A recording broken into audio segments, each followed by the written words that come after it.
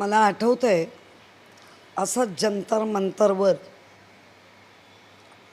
अण्णा हजारेंचं आंदोलन चालू होतं. सेम पांढऱ्या चादरी होत्या.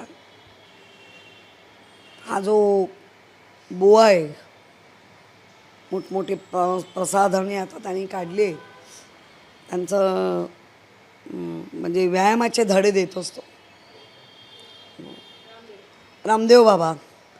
बाईच्या साडीच्या वेशात उडी मारली, अशा पद्धतीने त्यांनी त्यावेळेचं आंदोलन मोडून काढलं.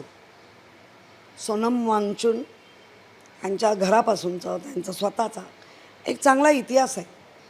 ते कोणासाठी भांडत आहेत? ते ह्या देशाच्या तरुण पिढीसाठी भांडत आहेत. या देशाच्या तरुण पिढीच्या जे पहिलं पाऊल, ज्यांच्या यशस्वी पहिलं पाऊल आयुष्याचं, नीटसारख्या परीक्षा पेपर फुटतात, 17-18 विद्यार्थी देशात, ही कमी संख्या नाही आहे. देशातला तरुण फक्त नीट पेपर फुटले आणि त्यांच्या आयुष्याचं वाटोळं झालं म्हणून जीव देतात. त्या सर्वांना न्याय देण्यासाठी ते तिथे बसलेत. आणि बरेच देशातील तरुण जे तरुण आहेत, त्यांच्या आई वडील, जे पक्ष आहेत, सगळे त्यांना पाठिंबा देत आहेत. तो वाढता पाठिंबा बघितल्यानंतर त्यांच्या तब्येतीचा 21 दिवसानंतर जाग आली आहे आणि त्यांना अक्षरशः दरोडा घालून पळवून नेतात. तसा त्या सोनम वांगचुकवर दरोडा पडला. सिव्हिलमध्ये काही पोलीस त्या ठिकाणी आले आणि त्यांनी बळजबरी जे आहे ते त्या ठिकाणी त्यांना घेऊन सोनम यांना घेऊन गेले आणि त्यानंतर तिथे असलेले जे आंदोलक होते त्यांच्यावर त्यांना देखील मारहाण केली असल्याचा आरोप त्या ठिकाणी केलेला आहे. आधी सिव्हिल जेव्हा जातात तेव्हा त्यांना कळत नव्हते की हे सामील आहेत की काय. जेव्हा त्यांनी एकाला मारायला चालू केलं, पिटायला चालू केलं, तेव्हा कळलं की हे सिव्हिलमधले पोलीस आहेत. म्हणजे हिटलरशाही वाचली होती, पिक्चरच्या किंवा कुठच्या तरी ह्याच्या माध्यमातून बघितली होती, आता ती अनुभवायची बस. पण आता आपण बघतोय की उद्या शिवसेना ठाकरे गटाचं देखील आंदोलन मुंबई महाराष्ट्रामध्ये बघायला मिळत आहे आणि या आंदोलनावर सध्या टीका मोठ्या प्रमाणात होतीये. अंजली दमानिया यांनी टीका केलेली आहे. त्यांनी असं म्हटलंय की घरातून आंदोलन होत नाही, जर तुम्हाला पाठिंबा द्यायचा होता तर तुम्ही दिल्लीला का नाही? नाही, मुळात सगळ्यात प्रथम जर पाठिंबा कोणी दिला असेल तर उद्धव बाळासाहेब ठाकरेंनी दिला आहे. आणि मुंबई महाराष्ट्र इथल्या तरुणांचे पण बळी जात आहेत. तर महाराष्ट्र आणि इथल्या तरुणांना त्याची जाणीव करून देणं करत असतील. ही काही वाक्य भाजपाची आहेत. आता ते भाजपाच्या मुखाने बोलत आहेत का माहिती नाही मला, पण काही हरकत नाही. आम्ही महाराष्ट्र आणि मुंबई याच्यामधला तरुण हा जागा करणार आहोत.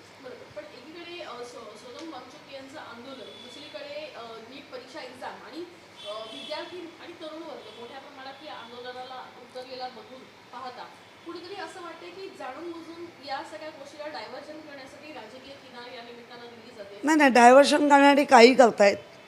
मग ते उद्धवजींवरचे आरोप असतील, उद्धवजींवर तयार केलेले नरेटिव्ह असतील, 14 तोंड ज्यांची लायकी नाही ती पण बोलायला लागली आहेत. ज्यांना स्वतःच्या घरामध्ये ज्याचा राम निघून गेला आहे आणि शहादास बनले आहेत, ते आज आम्हाला शिकवणार. राम गेला यांचा कधीच, पुळपुळला घाबरला आहे ना. त्यामुळे ह्यांच्यातला राम गेला. आता शहाचा दास आहे, ते गळे काढून काढून ओरडत आहेत. आणि म्हणून शहादास कसे होत नाही उद्धवजी, का वाकत नाही, मग त्यांच्यावर आरोप करा. बरोबर. पण आता भूमिका जी आहे ती देखील स्पष्ट होताना बघायला मिळत आहे. आता अमित ठाकरे त्या ठिकाणी गेले होते.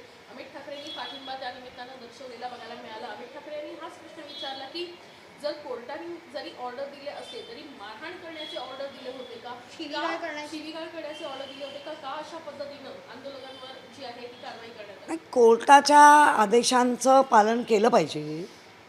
पण कोर्टाने बाकी पण म्हटलं असेल ना, ते काय सांगत नाही लोकांना की कुठेही मारहाण करू नका, शिवीगाळ करू नका, अलगद त्यांना त्रास नाही होणार अशा पद्धतीने त्यांच्या रजामंदीनी कोर्ट असं सांगेल काय?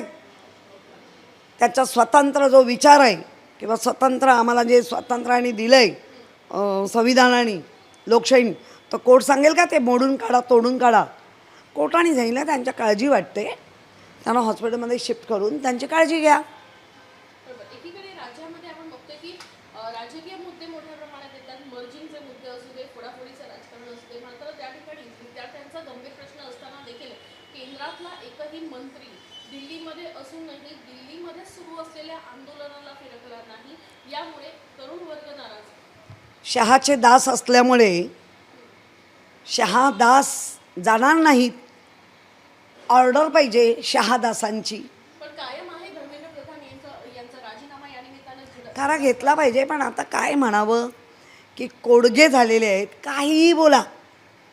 आम्ही हमसे करो कायदा मी म्हणेन तोच कायदा वापरता येईल.